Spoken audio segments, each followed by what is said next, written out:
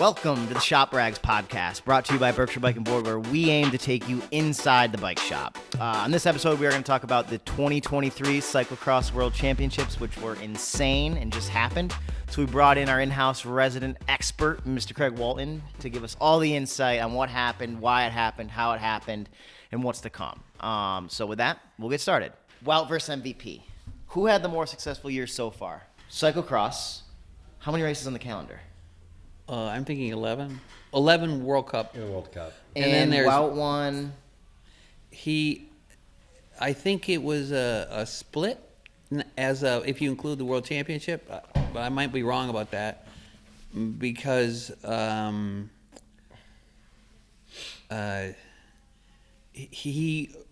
Poel raced earlier in the season than Wout did. Wout was still recovering from the road.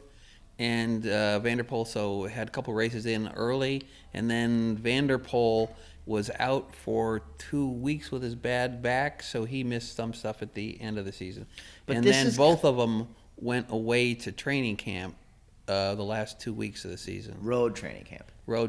This is kind of like important things to do with their life than just win cyclocross races. Win cyclocross. There is no such thing as more important than that. This is kind of Vander Poel's kind of coming back around. I mean, last year did not have the greatest year on the road. I mean, I think for me, the most exciting thing about this race and Vander Poel winning is that he's going to have a pretty high level of confidence as we go into the classics. I'm guessing they're all running, give or take, the same classic schedule, the two of them. They have four races against each other this spring. You know what they are? Well, the first one's La Primavera. Not La Primavera, I'm sorry. That's what you had for dinner last night. The White Rocks. What's the Strada Bianchi. Yeah. And then they'll do La Primavera, which is Milan San Remo. Oh, that's what you're calling La Primavera. Yeah, well, that used to be the first monument of the year, but they keep trying to push Strada Bianchi into the monument status, but I don't think it's going to go. Then they'll do another Dutch one, and then they'll do Paris Roubaix. Yeah, they tour crazy. Tour Flanders, Paris Roubaix. Yeah. How like if we're sitting here and watching these guys, like, so here's Vander Poel, absolutely dominating. They're basically 365 days into their 365-day calendar. They just went to road training camp. Like, I just don't understand how they're doing it without a rest. Jay, get off your phone. You know, they asked Sven Nys, the godfather of cyclocross, arguably the best cyclocross racer there ever was, and he implied that nobody in their right mind would ride as frequently as Wout did preparing for this race. For the World Cup. Yeah, because he's preparing for the spring season. You know, Wout is really on a competitive TDF team. Do you think that, like, I mean, these guys were cyclocross race riders growing up, like that was their whole thing. Is he doing this now to get in shape for the road season? Like, does he not care about this as much? You know, I wish sometimes I could get inside the head of a pro cyclist. I don't know what they're doing. But like, how is the team even, like, if he's getting ready for the Tour de France, like, how are they even letting him do this? Well, it's kind of what goes through my mind. Last year they pulled him off after cyclocross season, and he didn't even do the World Championship. Wout didn't. He had to go to Tenerife. They said you had to lose 10 pounds because he gained muscle mass in his shoulders and his chest. 10 I hate bike racing. You know, I mean, he's down to 7 or 8% body fat, and they say, oh, by the way, I want you to ride 100 miles on water so you can lose 8 pounds. But that's the thing that I don't get about between 100 miles, no water, you're saying? Oh, to lose 10 pounds. Well, Fromm last year gave a talk that he had to lose 5 or 6 pounds before the tour, and they said, well, you'd do your interval ride, which is 2 to 3 hours, and they say, oh, by the way, we're going to have you ride another hour and a half, 2 hours with just water, just to burn off more fat. So it's not some directors, after they've stopped being a directors in sport, have equated pro cycling as similar to jumping out of a car into a pile of cans. In terms of healthiness, you know. This is the finish here, so they're going to come right back to the start, which I think we could talk about briefly. Jay's favorite part of the whole entire race happened right in the beginning. So these guys are starting in the front, obviously. They're getting the jump. They're going right off the gun. First corner, they go around at about 25 miles an hour, which is pretty impressive. And then Homeboy goes down, dislocates his finger. It's Canadian. somehow on live TV, which was awesome. He pops it back in, and not even halfway through the first lap, they're 10 seconds ahead, 10 seconds off the front. Hang on. Jason, just keep this video looping because all the good stuff is in this video. Halfway through the first lap, they're 10 seconds ahead. And Wout has a nicer haircut. Wout does have a nice looking haircut. I like the accent in the front. Wout is sharp. Take my Looking sharp, Wout. Wout is probably, of all the road cyclists who come in the top 10, probably one of the better looking ones because the other ones just look anemic and sick and weird. Wout looks good. So anyways, they go off the front. Vander Poel attacks. It's a pretty big attack, pretty strong. He's gone, basically. I think you got to turn the TV off because these guys can't think. it's Just don't even play it. it's not. I watched because the wonders of free TV on YouTube. I watched every cyclocross World Cup race this year, and it was nothing for someone. Vander Poel generally starts hard, and they sit back 10, 15 feet. Why chase the accelerations? If you're wanting to say he's putting out 700 watts out of every corner on the flats, and you say, well, I'm not going to go 400, 700. I'm going to go 500 pretty state because it tires me out less, and I can bring him back. It doesn't mean the guy in the front's riding away. But he's unless proven. unless you're talking Tom Pidcock, who has really a hard time to bring those big watts up. He's proven though, like especially Vander Poel, if anyone. If he gets 10 seconds on you, like he might be gone for the rest of the day. He didn't do that this year. Not this year. That is correct. All right, here's a question for you, Craig. All right. This is a question for Craig. Something I cannot figure out, but you will know the answer. If I was racing cyclocross and everyone's bunny hopping over the barriers nowadays, why do they not run dropper posts on their bicycles? Wait. Too heavy. Come on. You don't need. Well, they can do it without. So It why? looks ugly. I feel like you could gain an extra 3 seconds if you could pull the bike up.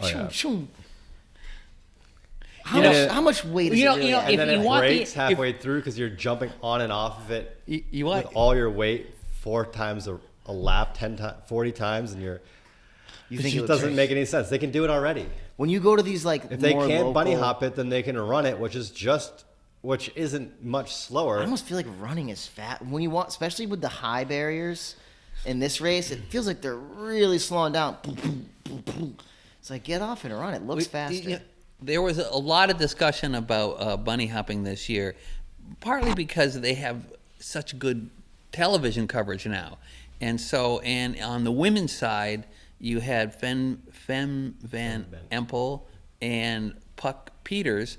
And Puck Peters came out of the mountain biking field, and so I'm trying to go on, but GCN made a movie this year.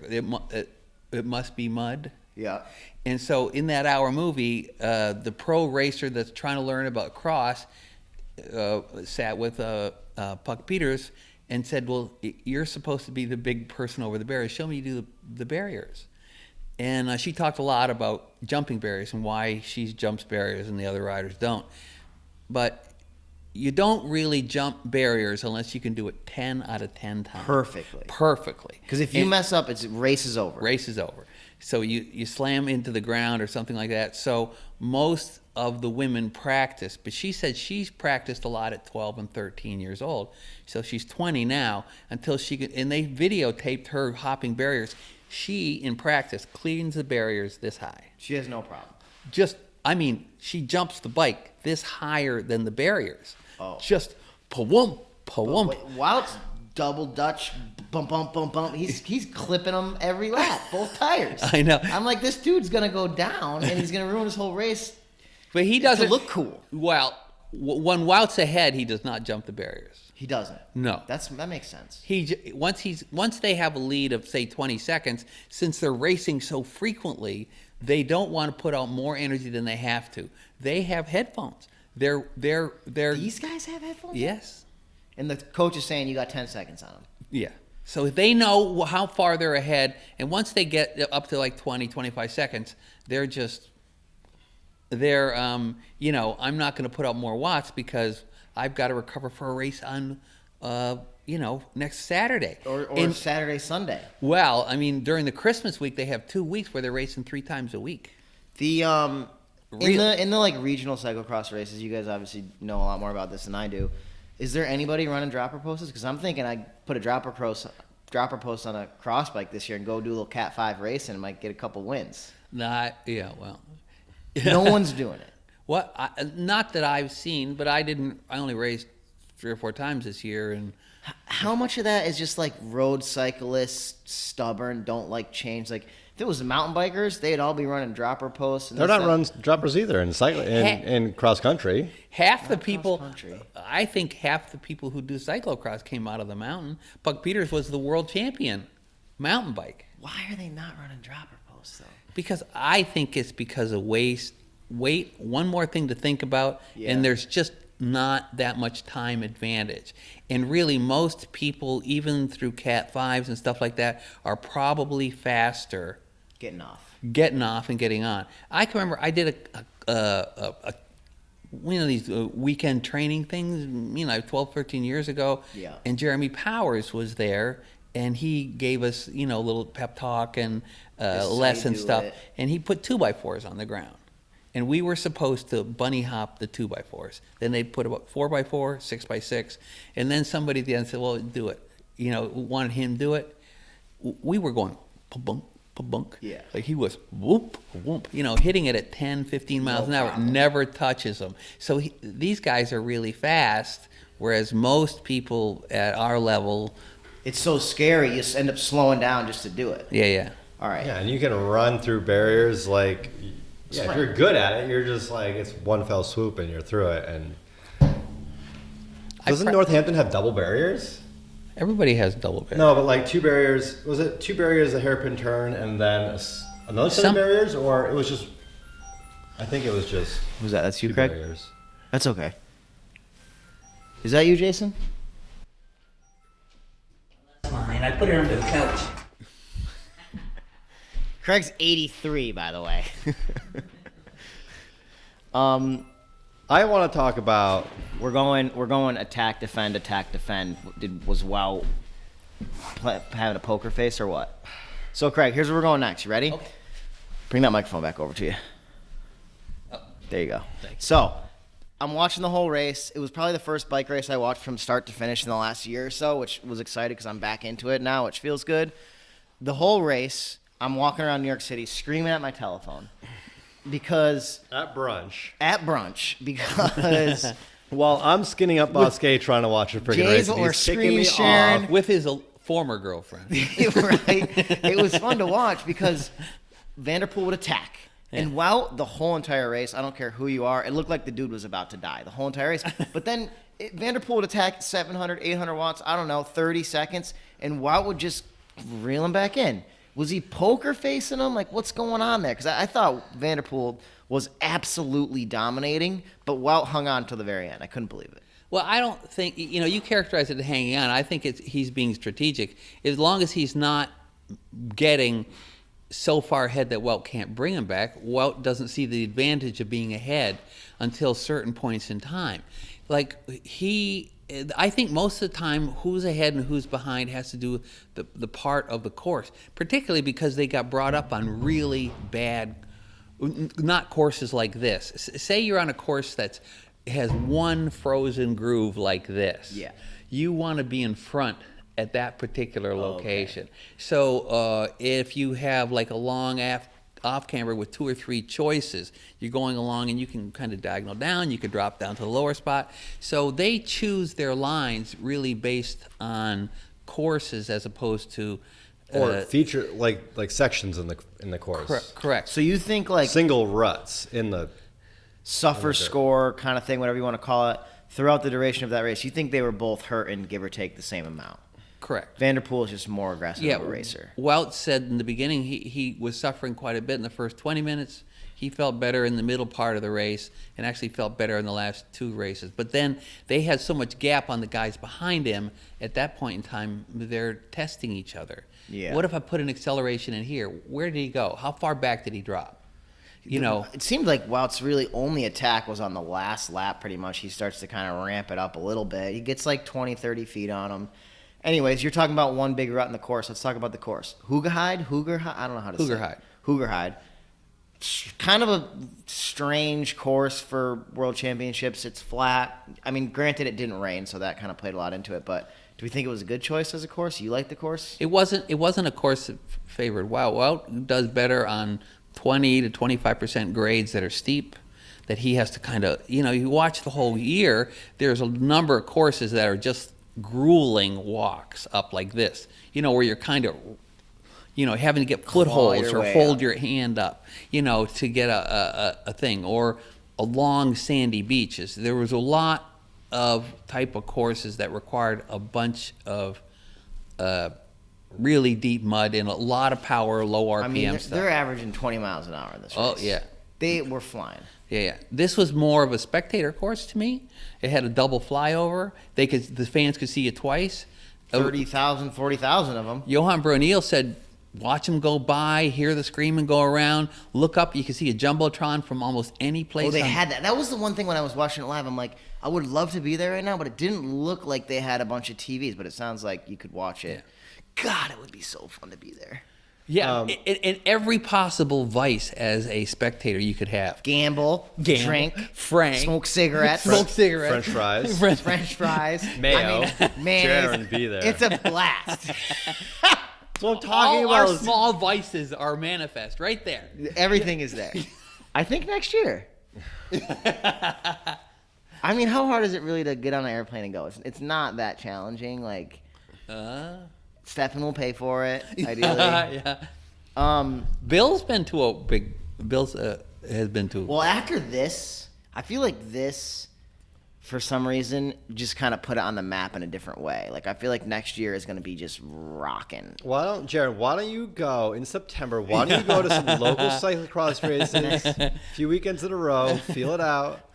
After the end of October, see how you feel. Come home, take a shower. Well, honestly, I wish they had, like, imagine if they had a Central Park cross race every weekend. I'm surprised they don't do that. But it just destroys Go to everything. Northampton. We're in the mecca of American cyclocross that's here. true. Like That's Northampton, Look Park. It's a beautiful weekend in November. The weather's perfect. It's cold. There's a crap load of people out there. There's food trucks. There's everything you need. It's almost within the hour drive. You could ride your bike there. It's less than an hour. And be back home for dinner. And then if you wanted to go and I hate watching races that are like amateur-ish level because I'm like, why aren't I just racing? Like if I go to a pro race, I'm like, okay, clearly you want to go race, then you'll wake up at 5 o'clock in the morning to show up for the 7:30 race, the cat Jaren's, and then you're gonna watch the juniors after, and it's like all day long. You show up for 3 o'clock in the afternoon, the sun goes down at 4. They race until dusk, and the podium is like usually in the dark, right? Yeah. I mean, it's like almost in the dark. Did you ever go to Gloucester? I've never been to Gloucester. Gloucester I would go was to like Providence. the king of crowds. They had a finish line that was up a little, it was a turn at the bottom. And it was like 200 yards. Uphill finish line? Well, it was like out. a 3% grade. But they had a bunch of straight downs, U-turn, straight up. Oh. And it was on a beach. It was wildly scenic. And really, they got all of the Boston crowd Really? there. It was really all or the three New people. England. People would go from 400. I mean, people are driving. They're dedicating their whole weekends from the beginning of September all the way till the end of November. Going to Every race. weekend. And they're there. And it doesn't matter if it's some little tiny race in Connecticut that hundreds and hundreds of people show up to and they're super fun, to a Cat 2 weekend in Northampton that's not even the biggest weekend. Speaking of courses, whisperings of a New York City World Championships. Wow. Where, Rainy Park? I was reading a few different articles, and it said they're like hinting at a New York City Cyclocross World Championships in a New York couple City years. is like metro area, like. But No, even they- still, like, No, there's could 10 be- million. They have people. one in Brooklyn, and it got called off this year, but it was really a nice course. Was it in Prospect Park? No, it was a Rainy, Rainy. Why? It's a park, and people from up here were driving down to do it just because it's kind of an urban It's in thing. the city. It's cool. Yeah, It's yeah. like probably fun. I mean, imagine like it would just be cool to see a cyclocross course and like the landscape is like there's skyscrapers all around you. Like it'd be kind of crazy looking. Well, in Europe, they have a couple of urban cross courses, which you're on some cobbled streets, and going down a road. Downtown Holyoke something about Holyoke. All these alleyways are dirt. You could have a gravel crit there. It would be the coolest looking thing. They're tight. Well, what's that one they got there in the fall? What's that one called? They have one downtown, but it's right in the park. It's right by the river, by the skate park in Holyoke. Oh, really? Yeah, it's right there. You want to talk about something, Jay? No. Well, what I want to talk about, I want to talk about Pidcock. What are you doing on that damn phone of yours? Get off of that thing. Now I'm Googling cyclocross New York City because I don't really believe that it could ever happen. Rainy Park. I don't know. Rainy Park. That's what it was. I honestly don't know enough about cyclocross anymore. So. Well, you got a lot of stuff in your brain, but if you're freaking that vortex of your cell phone's sucking it all out, you're never going to be able to get it out. There you go, Craig. All right. Why didn't Pidcock race more of the World Cups? In the end, it was funny because Sven Nys, who is pretty neutral about things, said he probably should have raced this race because it became so much like a road race that he could have hung in on there. But earlier in the season, he was racing against these guys, and they were just putting up big watts in these deep, muddy, wet courses. And he couldn't hang. And he can't. And he says that. He says, I'm not 170 pounds. I'm 130. Right. And how tall is he? Well, 5'1". Doesn't matter. He's very short. He's not tall. How about that? And so that's why they named that the drone. The drone. They call it the Pidcock. Okay, that was a surprise. Again, as someone who's just starting to watch bike racing again, all of a sudden I'm walking around. I got my phone out. I'm screaming at the phone again because I'm in the race. I mean, the drone. Here was the one thing though. They couldn't silence it. Just turn the microphone off on the drone. It's like no, but there's so many microphones all around the racetrack that they're collecting audio from. No, they had the freaking audio from the damn drone. No. Well, they probably had got You can hear it from miles away. No, because you didn't hear it, and then they would put the drone clip on, and it was like yeah, because that's where they're recording like the camera. I don't know. Who knows? Besides that, when I watched Lance Armstrong, what's his thing called? The move. The move. They were so astounded by how exciting the drone made it. The drone footage. The drone, it was unreal. It was like you were sitting there as the wheel behind them. And it was in the race. Yeah. And they said, "Why aren't we doing this on the road?" It was the coolest. So maybe I'm not that far behind on that. That was a new thing or something. Because it wasn't. I was talking to Alexandra, my girlfriend, and I'm like, former. And I'm like, this is so. It's just so insane that there's a race going on live, and there's some guy flying an RC car behind these guys, and it's sending that image to my phone in New York City. Yeah. It's so crazy. But this is their like national sport out there, so it's like you watching football at brunch Saturday morning with your ex-girlfriend. I've raced cross for 13 years, and this year, because of YouTube videos, and the even lower races now have cameras that go over top, and then they have these little carts that go along with them.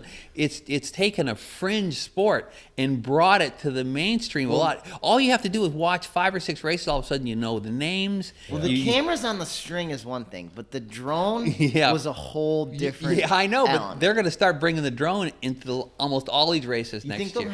I don't know. I read a post that the guy driving the drone, he said that it's going to take a little while for it to come through. Well, think about with this guy with the drone when it comes to like a race like this. I mean, this is a pretty big one, but like he's not fighting with like NBC or Outdoor Network or whatever, like where the tour is like big. So it's probably a little more complicated with contracts and stuff like that. I mean, just the money involved with the tour. If this dude crashes his drone into somebody on a sprint finish, like we're talking millions and millions and millions of dollars of like companies with. I don't know. It's just I could see it being a little messier, and I feel like it really added a lot of value. Like in that, they kept doing it in that woods segment where you're like, right? You would have lost him. Normally, there was no camera that you could have shot in there before. Yeah, but like on the tour, if it's just like a long flat road, like does the drone really add a lot to that shot? Like, but they have helicopters, so they're doing the helicopter from down up above. Well, that's what I'm saying. I don't know how much it adds for like pro road racing because it's like just have it going alongside. They already have the motorcycles going alongside. Like exactly. It's not as technical. Yeah, but the Lance Armstrong guys, they were basically saying it's been pretty well known that there's been a number of crashes with motorcycles and cyclists lately. Yeah. True. And like especially these long descents coming off of the these mountain stages, and a drone could be driven from a motorcycle. Yeah, but then you got this thing buzzing behind you. It's distracting. I couldn't imagine being Matthew and Vander Poel and Wout. Like doing those sections, it must have been so annoying. You've seen these guys hearing crack and they see their season going badly, and then the motorcycle guy's like, here. Right. These guys going, I've seen him whack those guys. Just Somebody puts a camera on What me was and his I name? pick it up in the road. Yeah, he A was few weeks ago, the Canadell guy. What? he hit the guy in the motorcycle, like, just get out of my face. He was cramping yeah, up. yeah, What's his name? Was cramping up, and he's like, the motorcycle was right there. Bettiol is cramping up, and he just starts swearing at the camera. I mean, love it or hate it, I think the drone footage is here to stay. Yeah. And it is, thumbs up on my end. Yeah. Especially like something like the Strada Bianca where they can't put a motorcycle on those narrow roads. Right. And they have 3 or 4 guys. They have helicopters, and they're like, I'm just picturing that Strada Bianca shot of Julian Alaphilippe riding along the crest. Yeah. Remember that shot? He's blowing He's off. on the dirt road. Yeah, He solos away, and it's just like this amazing shot of him just like riding along the crest of this hill. And it just is surreal. I can't wait to just see the footage of three riders just and the camera's right there and you're like, but the camera's behind them too. They're it's in like, hell. I didn't think that shot was hyper impressive because it's just like you're just following, like it's a butt shot. It wasn't even like if it was a face shot, it'd be. The drone does really shine though in the cyclocross, like the one. I think that's where it does the thing. For the guys that show up every weekend who are in the Wout fan club or whatever, they like the proximity. That's always been a part of cyclocross, just all bike racing. To sit there and stand on a mountaintop, watching the tour guys go by. They're there for 2 days. To just watch them go by. And watch them just go by because they can reach out and touch them. It's a dream trip for me. I like. So to then go watch one of those for a few days. Well, but then what do you say? They're going by how many 10 times? Yeah, like just like you're on a prize fight every round. Oh, this would have been amazing to be there. If I could have gone to this or a stage in the tour last year, I would have picked this. You know what I mean? The thing is, you go to the tour, you get to watch 3 days in a row, which is kind of cool. I still think that Benidorm race is more exciting. And I might not be coming through as very excited about this race here, Jaron, because honestly, we've been watching Matthew and Wout kill cycling because they are just dominating. And it's not exciting. It's like have you watched a cyclocross race without Mathieu van der Poel and Wout Van Aert in it? No, you haven't, because you're watching these 3rd, 4th, 5th place guys racing, and it's like the thing is if no, it is beating up the sport a little bit. There's some complaints about if one guy won every single time, it would be one thing, but because it's such a duel, it still keeps it interesting. Well, I but hear then what they you're don't saying. show up. Look at the World Cup. Look at the schedule of who Lauren Schweck won the World Cup. Do you even know who that is? No. So it's like I do. That's why I'm questioning why didn't Pidcock just go for a whole World Cup series, and he could have beat Lawrence Sweek. Lawrence, but they have. I think people, especially the people in Belgium, they know who Lawrence Sweek is. They know who Vander Hoot is.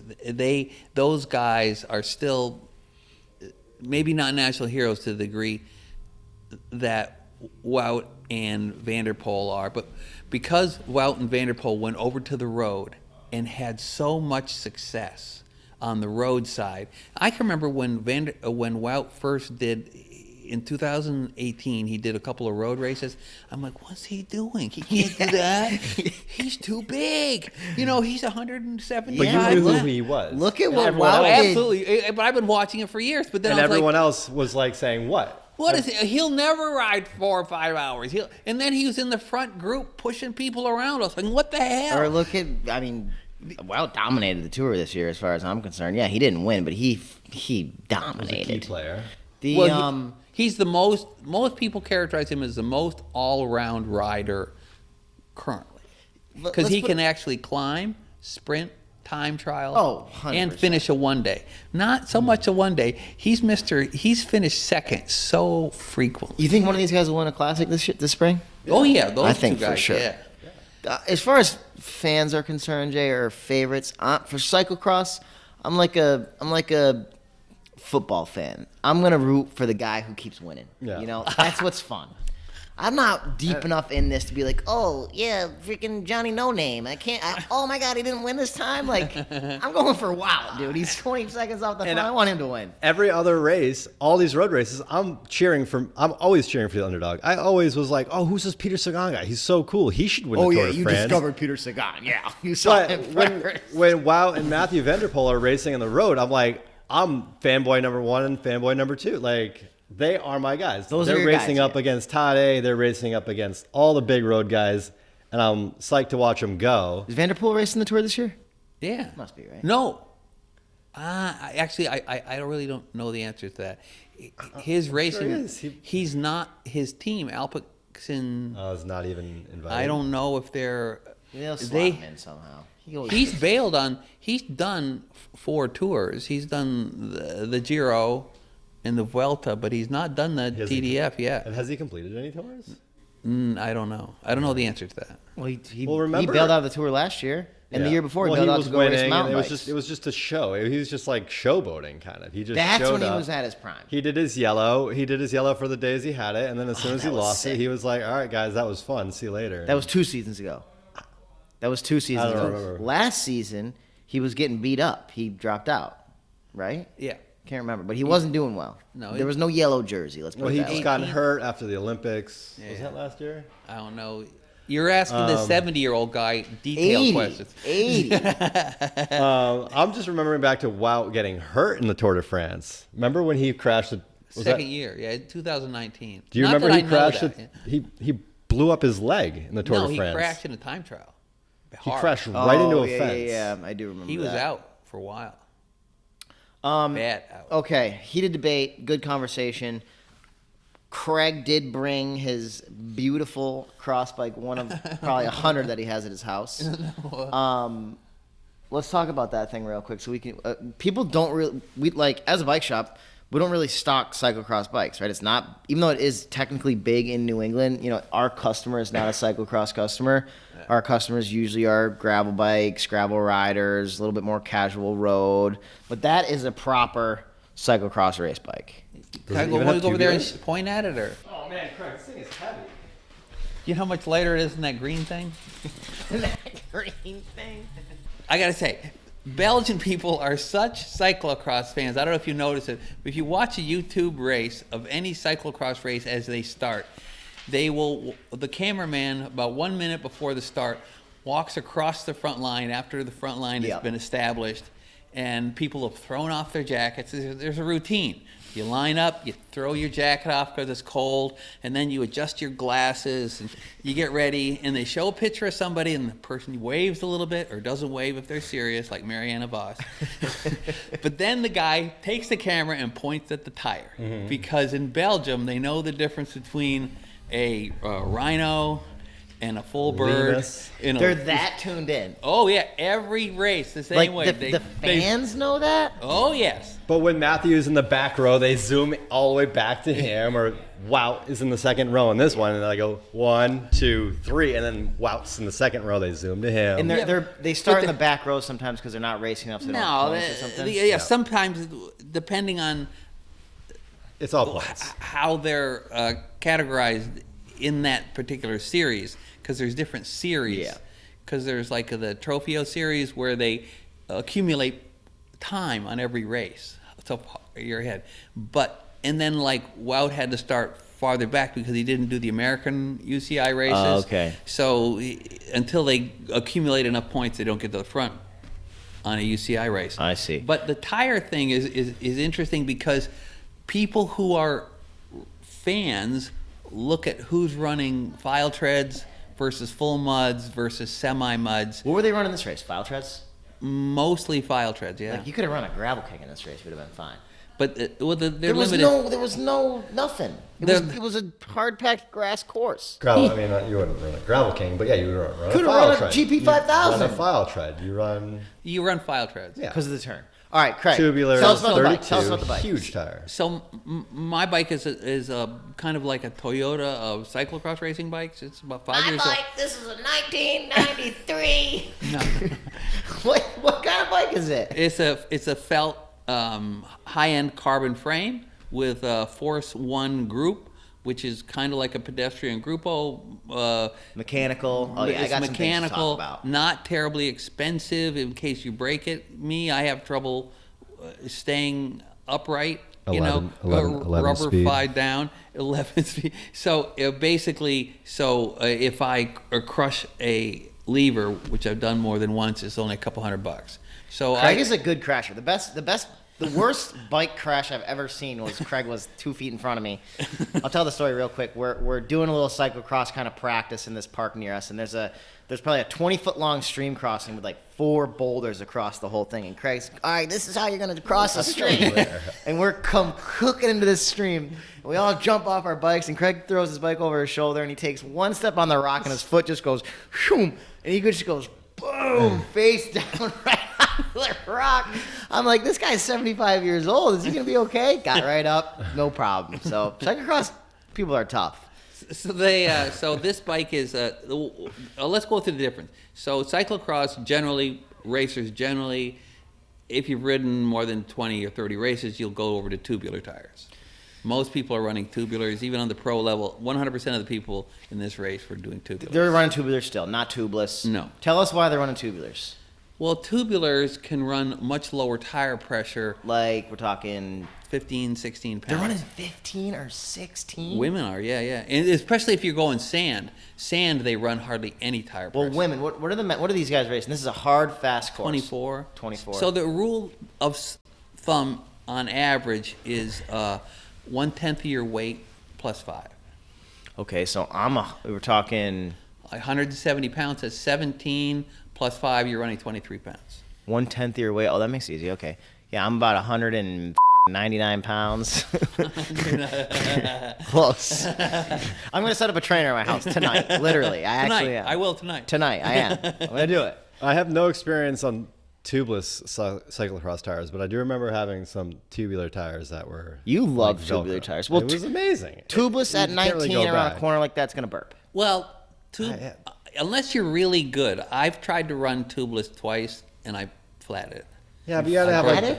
No, I they're burp. burping. I burp. Yeah, burping. Because unless you, like, say I'm used to clearing a log or a square 4x4 in a course, if I get the front wheel over it, if I touch the back wheel, it pinches it down. Yeah. And so then I have to run much more tire pressure. But people who are lighter can get away with tubeless, or you can put a tube in it. Plus, they've relaxed the rule on the 33, so now you can run 35. If you have a modern bike. Oh, really? Yeah, so... On Relaxed? UCI? Not what? UCI. Not UCI, Oh, but like your local Road cross local, race. any race around. I've never been measured Yeah, no. in a non-UCI To race. bring it back to this race real quick, I noticed there was like no pits, no bike change, just because the weather was so dry. But normally that's a cross thing. They swap them every lap or two. Yeah, every half lap. Every half lap they're swapping. Yeah, bikes? when I did the Nationals when I was 65 years old, I was swapping every half 10 lap. years ago.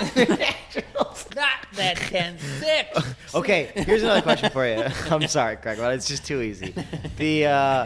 Craig's faster than me on a bike, by the way, believe it or not. He's got 40 years on me. Mechanical. Common or just old bike, still mechanical? What are people running nowadays? There's talk about electric. I never went to electric because I didn't have really good... Electric? What the hell? I couldn't put this... put the car battery on the back. It added extra... No, really. Like, are these guys running Di2 or ETAP bikes? Yeah. They all are. Yeah. Not all, but most. Most. Yeah. Electric is really... The only problem with electric is New England, you're wearing gloves. If you have to be able to feel... You have a little trouble feeling the thing. ETAP is easy. There's only 2 buttons. Yes, the E-Tap is really... But I improved even that. thought, the first Di2 bike I had these huge winter gloves that I was riding all winter. Jay and I got it for free from Specialized for doing this contest thing. I thought the buttons were easier with a big glove than a regular one because you wouldn't get caught. You could just be like, doot, doot, and it would shift. Whereas if you try to throw the... Maybe that was just Whatever, it me. would get But stuck and flip. Add 30 years like me where I got shit neuropathy. true. But then I could I see can it. hardly dexterities. feel them on my gravel bike. I could see on even the Shrimp stuff, like you go to click a button through a thick glove and like you click it twice instead of once. And Well, don't even get me started on double tap because that shouldn't even be a thing. Oh my double- God! You like it? Are you running I double love tap? double- You are running double I tap. run- Oh I my love double God. tap. Double tap is so much. Some better. people like it. I just never could get into it. You know, Josh Hotman's this local guy used to run it all the time, and his bikes were always so clapped. And then can you fix my drivetrain or my derailleur's not shifting? I'm like, dude, I don't even know how to shift this thing, let alone fix the damn derailleur. How long have you had that bike for, Craig? 6 years. 6 years. I got it for the Nationals when I was 65, so I'm 71 now. So that Are I you got really it. 71? What? You are 71. Yeah. So so they I got it for that because I had trouble actually stopping with my cantilever brakes. I was going to go to the brakes next. I was going to go right to the brakes next. So in cyclocross, basically, actually, Jay, why don't you explain it? It's cantilever brakes, what they are, and now they've made this I run change. cantilever Can't brakes. stop brakes. No, I run cantilever brakes still on my backup bike on my Focus, but I put Right. aluminum rims on. And how much lighter is that bike than this one? Pound. A pound. Just lighter. because of the brakes. Yeah. But they literally don't work. They work fine. If you have, you guys are so funny. Depends.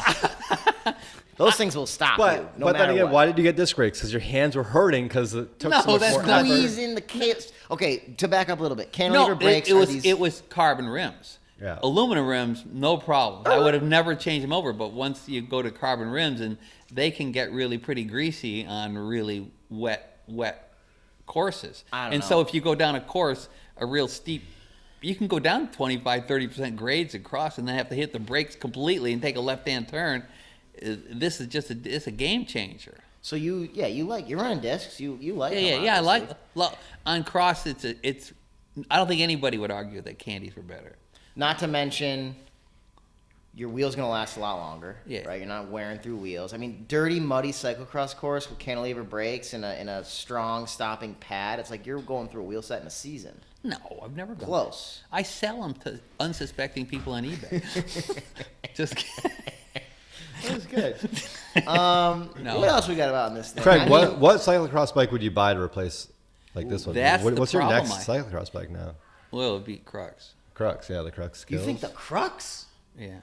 Just because the geometry is more relaxed, or No, well, the geometry is relaxed and it's so light. I could easily put another pair of road wheels on it. are guys racing or guys and girls racing Cruxes like Yeah. on a real level, or just kind of No, yeah. The famous woman from Czechoslovakia who's like whacking everything, and so is She's riding a Crux. and so is Magdalene Rochette. I love that bike. But there was a couple guys in this race on the old Crux with that pink line. You know, Really? I saw I don't know it. On what's the up pro with that. level? I did see a few. Yeah, of they were that, running like, the old Crux. 100%. I don't know why they would be. I will maybe, think. maybe it's Dude, like, that thing, I mean, that bike is amazing. There's no doubt about it. I'm pointing That at old it 'cause Crux, there's one hanging that from the Crux ceiling. is a pound, well, at least a pound and a half heavier than the new Crux. The old Crux is a pound and a half heavier. Even the S-Works one. The new Crux is light. I rode against some guys in insane. Florida, and they're putting a set of road wheels on there, and they still sit with this single chain ring, and they're putting, it's a really good road bike. I think I'm going to ride something a little different this year. But I was going to ride a Crux this season and do that same thing. Just get two sets of wheels for it and have both bikes. And that thing is going to be just as fast on the road as anything else I'm going to get. But I may be getting a freebie here pretty soon. So if that's the case, it might not be a Crux. It might be something a little different. The only thing is just this get the bike. Wout bike. I'll tell you two more things about the cross bike. First of all, cross bikes have to be stiffer. Yeah. They are. It has the bottom bracket is a little higher. High bottom bracket. yeah. So the Crux has a little bit lower bottom bracket, but I would go down to. I'm running 175s. I'd go down to 170s, not to bang into. You can bang in. So in traditional cross, you have a rut. If you go down a rut that's 2 inches deep, You're going to pedal strike. you're going to pedal strike. So Cannondale first dropped the bottom bracket from the traditional high bottom bracket, and so now people are kind of settling in the middle, and this is kind of in the middle. I don't really have a problem, but I would go to a little shorter crank arms. I've read that the notion that you get more power out of the longer crank arms might be a myth. It's Shimano pedals, which is, I feel like, the standard everywhere except cyclocross. People show up with all sorts of stuff. Well, the Shimano pedals, so there's two things that I think are actually true. most people didn't run XTR pedals. They run XT pedals. Why is and, that? Because they clear mud a little better. If you Really? watch, Isn't it almost exactly the same, like mold? I don't know why, shape? but that was the story, that people were running XT. They would modify the XT pedals. I think Yeah. I remember hearing that they would like grind the XT pedals down. And they were The running XTR pedals Ultegra cost a derailleurs. fortune. Ultegra cassettes clear the mud better than other cassettes. The Dura-Ace cassette. Yeah. Really? Well, why would you run a Dura-Ace cassette? Really? I mean, you save 3 ounces, $130. You go through Yeah, bike riders cassettes like like that crazy, nice and then they stuff, have though. titanium. I mean, how long does titanium work when you just covered it with sand? Does Dura-Ace derailleur come with a long cage? Can you get it with a long cage? You must be able to Pretty nowadays. sure it's all similar, but they don't have like Dura-Ace GRX. They have It's just like Ultegra level. And this, so. Craig, this is a A Force what, back in mid-cage. the 9-speed. No, 5. 11. It's an 11. Double tap. Oh, What's I a hate pretty- that. I hate it's that a- cassette. In fact, It's a I pretty hate tight to, cassette you guys back are to there. give me so much grief. I still prefer the 10. Really? Yeah, because I've got I get it, my I get Force it. is a 10, and it shifts like a old. How many gears do you really need? Well, And you don't Katie need the. Compton still to this day says a double chainring gives her. She was a. Depends on the style of the rider. Some riders just. They I wanna want have a I perfect want to have cadence. 85 everywhere, and so I that's really important to me. And if that's really important to her, that's it. Is everybody running one bys? No, Matthew people know Vander they're Poel running- double. He was running a double? Really? What big ring all the time, pretty much? Yeah, They have on that much smaller course. compact chain rings. Yeah, I don't think they have much. I don't know the gearing thing, but I'm thinking they're running like 46 40s, or Right. so they can. 46-40 in the front. So they Right. wouldn't. Yeah, so you don't want to drop Oh. a chain if you have a big long cage. The problem in cross is dropping chains. You see, even. Wout had a chain keeper. Yeah. Wout had a chain keeper. Matthew Vander Poel had a double chain ring in the front.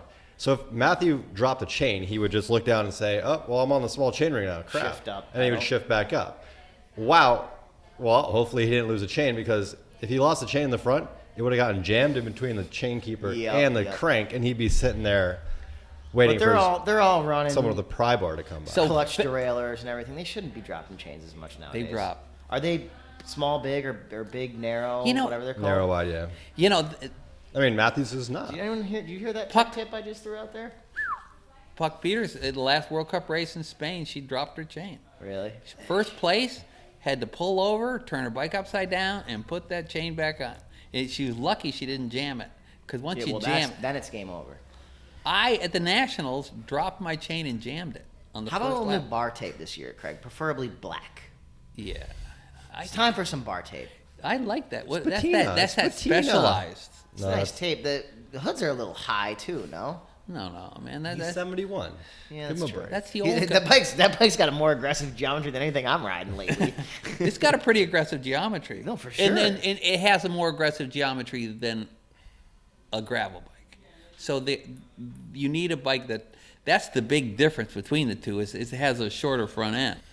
Because the geometry is more aggressive, not necessarily to be aerodynamic, but because to corner better. Corner better. Yeah, makes sense. You have 180-degree turn that's only this as wide as this couch. It's gotta be steep. You've got to go whoop like this around it. What was your favorite race you did this year, Craig? My favorite race, which is actually I had surprisingly I was starting to have physiological problems. So I What did was a it new this year? race, I which remember I you would went. encourage people to do, which is just it's on the water on the Hudson. It's just He'll get it. That's It's- a physiological problem. it's somewhere north Craig, of you're a good- Brooklyn, Craig's a good sport. south of Poughkeepsie. I'm Hudson somewhere. It's on the Hudson. It's just south of Poughkeepsie. I'll let you guys know if you want. It was a beautiful course. Good And- turnout. No, it was a brand new race, and the guy had spent a lot of time making a good course, and it was one of the best courses I've done in a long time. I like some of those courses they do where they're like real jumpy and whoops and berms, and I mean that looks fun. On TV. Oh my god, it looks awesome. My favorite course ever, they had one in the Salt City in Syracuse. And right before the finish, they had berms like this. Cool. And so you had to go womp womp like this. And if you're with somebody, you couldn't let up the throttle, you know. Yeah, and you had, and then it made a right-hand turn, and it was like 300 yards down pavement to the finish line.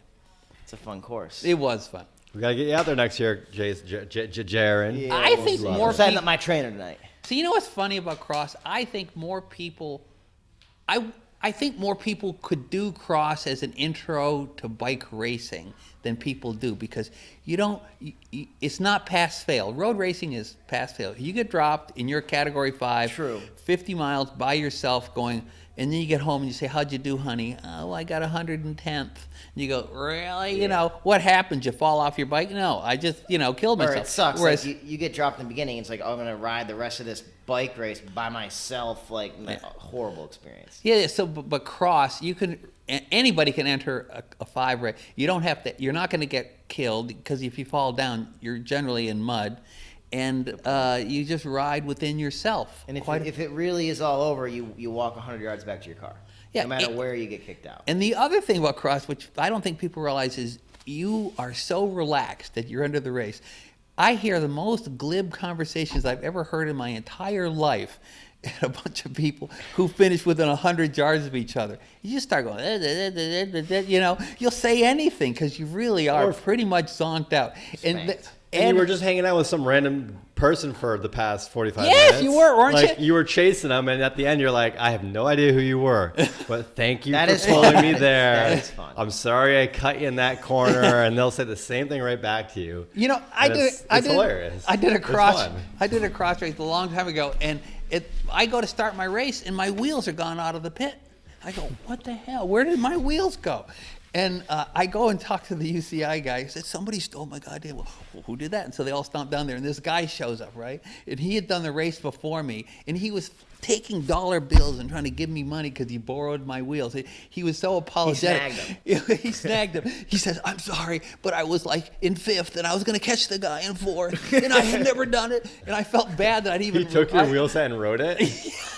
I love that. And I was like, I thought somebody stole him. I'm sorry, I brought the guy over here. And they DNF'd him, for stealing but They he was DNF'd him. he was hugging me, I'm sorry, But and then It is kind of like a chill atmosphere. It's not that competitive. Everyone's there to have a good time. But everyone's there to have a good time. It's either you're there and you're in the top 4 and you're competitive, or you're just like feeling Everybody it out else. and like but riding. within the first 600 yards, you're chasing that guy ahead of you.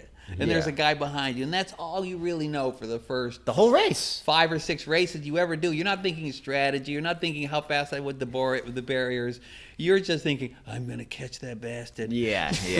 And I'm not going to let that guy behind me catch me. You're crying. You're crying in the second lap. You're saying to yourself, "Wow, I'm still doing this in the third lap." And then you're like, "Wow, I feel really freaking good in the fourth lap." And then you're like, And then oh you're my right God, back into it I got again. You're 4 like, laps I to am- go. Yeah. Then you're like, wait, do I have 3 more laps left? Do I have 2 more laps left? And then all of a sudden, the person in first place like laps you again. You're like, he was really fast. Where did he come from? I did Gloucester one time, and there's this guy that was better than me, a guy I knew kind of, and so he was tired from the day before race, and I was being cagey. I only raced the second day, so I thought I'd do better, So he keeps catching me on the straightaways, but he would kind of bobble the corners because he's so effing tired. He can't. And then he fell going over the barriers. He had trouble in the sand pit. So then we had this long straightaway finish, And then I just got on his wheel and I just rode right past him to the top. And he hooked me. He tried to push me into the barriers, Remember that? And here's another Craig story for you. This is probably like 5 years ago. And we're doing some cross practice again remember when we were riding over next to Tanglewood a bit? Yeah. And I'm 33 now. I was probably 27, 28, peak physical age, right? Not condition. And we're doing starts. Craig's like, yeah, let's start here. Just rip it down this thing, give it all you got. I'm like, all right, we'll do a little practice here. And I'm like, you're going to go with me? Craig's like, yeah, I'm going to go with you. Craig is 74 at that point. And we go. Craig goes, all right, ready, set, go. And I clip in before him, and I get a little bit of a jump. And I'm like, I'm ripping. And all of a sudden, right towards the end, Craig comes up, passes me at the end. I was like, what the fuck? Get me on the start here? Who was the old guy? Yeah. So this guy, let's Craig finish the Walton. story. So he goes, I pass him, and then he tries to push me into the barriers. And then when he gets done, he profusely apologizes to me. He tries to hug me because he's like, I couldn't help myself. They DNF him? What? They DNF him? No, I don't. No. I pushed him off. I'm a big guy. If somebody tries to hook me, I push him over. You can get him off. But he was. That's how cyclocross All right, is. we got to unwind Craig back down now. He's getting fired up over there. All right, we're in hour 10. We good? Yeah, good. Last final words. You got anything else you want to get in there? You got about 3 stories in. Are you Oh, excited for the? I still think I watched women's racing this year, and I think the 2 top women were as competitive and similar styles as Wout Van Aert and Vander Poel. Just as exciting. Just as exciting. The races are a little bit shorter, but they were pushing each other in the corners, and one was a little bit better in the mud, and the other one was a little better on the longer straightaway courses. And they were nose to tail every race, and it was really good to see. And You should try watching one of those races when those 2 gals don't show up. It's even better, supposedly. Right, no, Jay? it's not. But they were really. I like a battle, personally. It's like Verstappen and Lewis Hamilton in Formula One. It's like, the Patriots and whoever else is the other good football team. I don't know, but it's fun to watch like a few years long. Like 5 years from now, 10 years from now, we're gonna be like, man, remember when Vander Poel and Wout were going neck and neck in every discipline in cycling? But it's different because they're not retired. They're like still in it, and they come in and they're like, all right, I'll race this weekend, fine. And they race, and it's like they blow the doors off the 3, 4, 5 guys. Yeah, But but then they go. But then number 1 and 2 go away, and it's just like, all right, well, we're only watching 3, 4, and 5 now. So, But women's cycling, they do not got paid as much because they don't get as many clicks.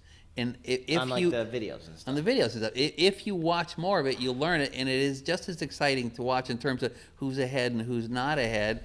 And I think they put in just as much training hours as men do. Oh, for sure, yeah. And they get paid half? Probably not third? even.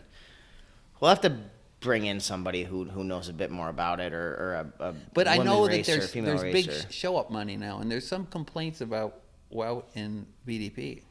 Really? just getting paid to just come and Well, there's only X amount of money to go around, right. and they get. I mean, paid to they're show bringing the cameras. It's I how the know. world works, for better or for worse. So anyway, that's and the other thing is I thought the orange of the Dutch team this year was outstanding looking. That light. Didn't you think that was cool? The white jersey with the tiny orange dots on it that Yeah, gave yeah. it a really light I orange don't know. I tinge. thought I like the old one, but maybe that's just me. Okay, hot take: Paris Roubaix. Who wins? To Craig. Oh, Let's go you first, Jason. Paris Roubaix, Spring Classic. You don't know what we're talking about. Who do you think wins? There you go. Craig, to you? Tadej Pidcock. Really? He's got something to prove this year. He's gonna go for Yeah, he's gonna go for just, classics. He just busted his ass the last 6 months. He Tadej, did. he's All right, gonna- good guess, That's Jay. a good one. I guess I'll just throw out Remco just as a wild card. You think? I think. I don't love him, but I'm just Yes, but Remco is on what? Quick Step. That's the team. with the support. I don't know. That is I the really, team. I'm just saying names Remco at this point. with Quick Step is I'm really. gonna go Wout because 1, I like rooting for a winner. Yeah. 2, I think after the tour this past year, 1, he has so much confidence, but 2, he's still hungry for some of these big wins. I think Wout will take He it. said that after this race is that they're giving him crap about putting in so many training miles before this thing, and he got some grief because he downplayed it. He said, I'm not as hungry for this as I have been in the past. Yeah, he doesn't need to be. Well, he's 28. How many more years will he before he does the Tour of Flanders and wins Roubaix? He's only won 1 monument. I He's just don't. probably I got just don't feel like they're. 4 good racing years left. Maybe. Like for as far as like podium classics, like 29, 30, These 31, guys 32, 33. These young guys, they've been.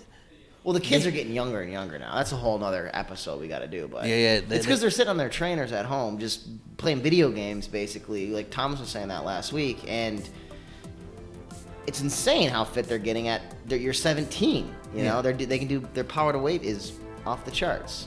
So, bike racing's getting interesting. All right, I'm wrapping it up. All right. Shop Rags Podcast, Episode 5, 2023, Cyclocross World Champs. If you like what you saw, hit the thumbs up button. Subscribe is what really helps us out. And like I always say, round up for distance, round up for time. Thanks for watching. Thanks for coming, Craig. Woo! You did great. Great. We found ourselves our new Johan. Craig knows everything.